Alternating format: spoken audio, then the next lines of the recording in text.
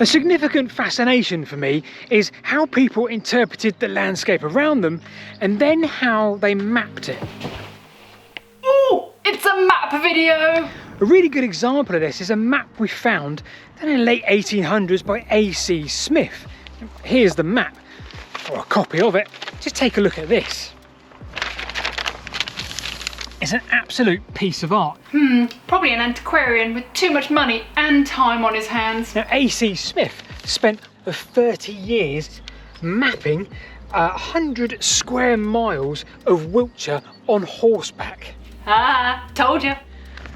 The map itself, however, beautiful that it wasn't there for the likes of you or I to navigate our way around the country, a road or rail or whatever. It was actually there for an entirely different purpose. I wonder why we haven't done a funky transition yet. So this is the quite spectacular Avebury, the stone circle, the henge, built in the Neolithic period, sometime between 2800 BC and 2200 BC. It's quite phenomenal. So A.C. Smith actually did 2 maps. Now, I'll come to the second very shortly. They were part of his book called The British and Roman Antiquities of Wiltshire. If you take the first one right here, it's got Avebury just there, notably right in the middle. So the fact that Avebury is right in the middle of A.C. Smith's map probably gives us our first clue as to what the map was for, but perhaps more importantly, why it remains so important today. So, questions. Pen please. Thank you.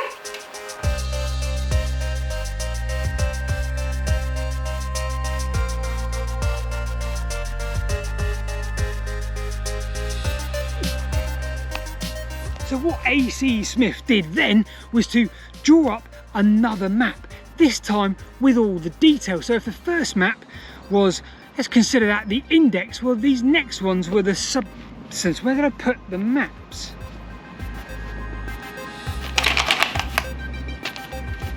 Now, these maps, the second set, shall we call them, well, they were the absolute detail. There were 6 inches to 1 mile and they contained everything that's relevant to this video.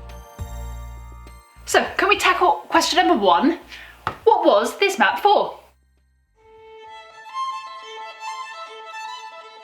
So I just walked half a mile or so to the east of Avebury. This landscape around here is littered with ancient history, not only Avebury itself and the stones and the henge circle, but also to the north we've got the Wessex Ridgeway, we've got a Roman road. To our south we've got West Kennet Long Barrow, we've got Silbury Hill, absolutely full and littered with ancient history.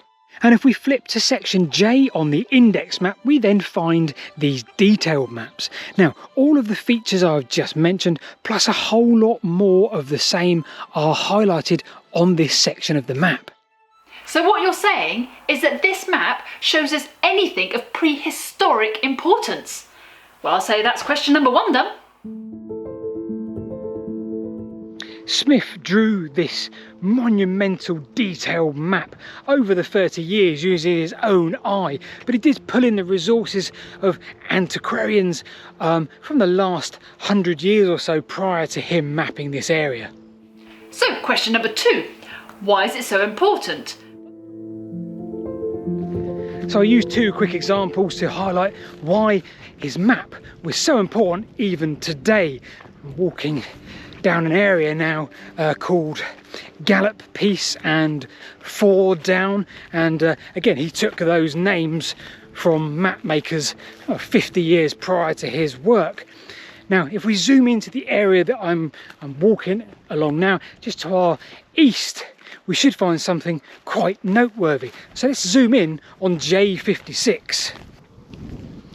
So according to Smith's map and his description thereafter, in this field, probably 100 yards that way, we should find a Neolithic structure. We should find 3 upright sarsen stones with a capstone sat on top of them, and he described this as a megalithic tomb. But it's just a field and there's nothing there. So clearly the megalithic structure that's back there has now gone. Smith saw it, mapped it, and he had good reason to do that, because it's now just a ploughed field. We did see some stones in the trees just down there. Perhaps they've been dragged away a century ago by the farmer, but the context of that structure in relation to Avebury and the West Kennet Barrow that way and the Ridgeway there, well, unfortunately we'll never know that context.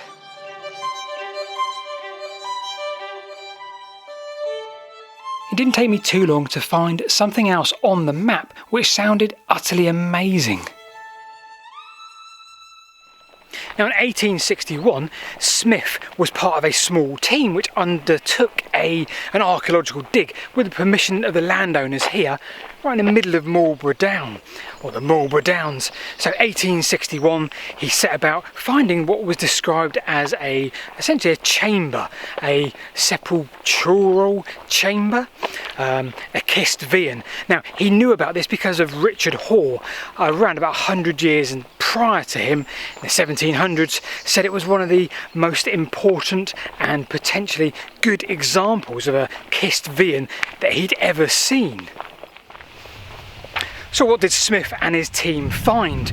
Well, I think a couple of 100 metres ahead of us is Temple Bottom.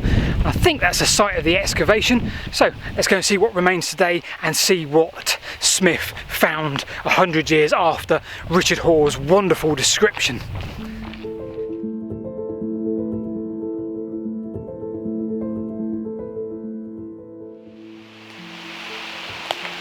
So somewhere in this valley, it could be here because this is where the GPS says it is, but it's probably off a little bit. Somewhere here in this valley, Smith and his team found the stone chamber. It was in a sorry state, much degraded from when Richard Hoare found it 100 years previous. He even found human skull, bones, you name it, all within this chamber and surrounding it. And what's perhaps even more fascinating is he found a stone circle surrounding the chamber. There's an old map where he tries to decipher which way it was facing. He said east-west in the end. Now, yet again, another example how easy it was to find something on Smith's maps that's no longer here today, at least that we can see. So what you're saying is A.C. Smith's maps are literally listing hundreds of ancient features where many of them aren't there now. And the fact they aren't here anymore really highlights how important Smith's maps were. So final question number 3. Why is it boring? How on earth is this map boring?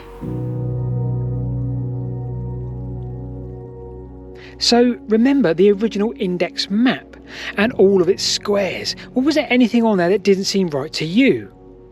Yep, have a look at the top left hand square. It doesn't have a number. Now that's for good reason, largely because A.C. Smith didn't map it. At the heart of that square is Hill Martin, halfway between Swindon and Calne in Wiltshire, of course. Such was the boringness of this 6 square miles that he literally didn't bother to map it at all in any detail. Was he right? Was there anything in that area at all? So I spent quite a bit of time myself looking at some LiDAR, looking at the old maps, looking at heritage records, and kind of agree with A.C. Smith. It's quite boring. But of course what we're talking about with A.C. Smith is prehistory, very old stuff. Now, in all that research that I did come across perhaps 2 features of interest, which are a bit more modern history. So before we close off, let me just show you what we found.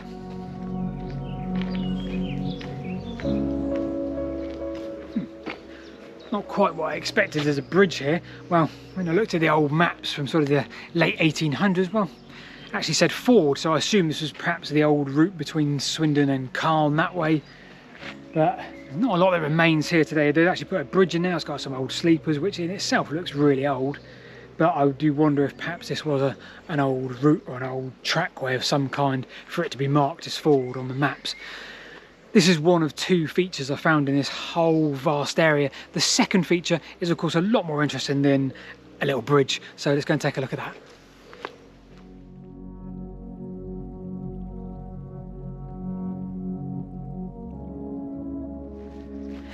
So I'm now walking directly east away from Hill Martin, and just down to my north, my left, my north down there is a little stream, and I thought I'd follow that on the old maps just in case there was anything, because there's a little stream coming down towards a village.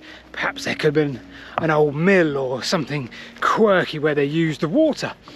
And lo and behold, I found sluice on, I think it's the 1880 map, and then on another map as well. And I thought, fantastic, why would you sluice a river sort of half a mile from a village? Well, there must be a reason, so let's go and find out, because there's no other buildings marked on there or anything, just sluice. Let's go and see if we can find out exactly what that looks like and what it was there for.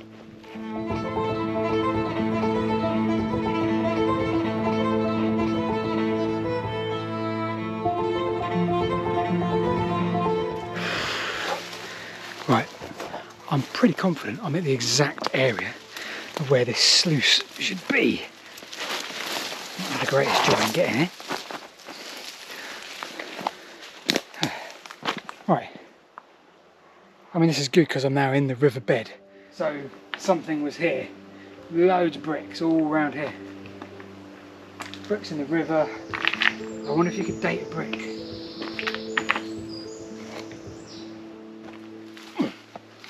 So there's something in this part of the river here. There's loads of bricks. I can't date them.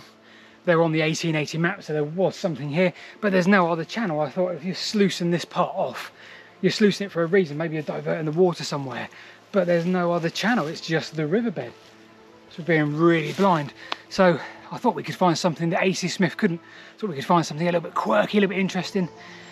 But maybe AC Smith was right all along, that this 6 square mile patch of the country is perhaps the most boring to not be mapped.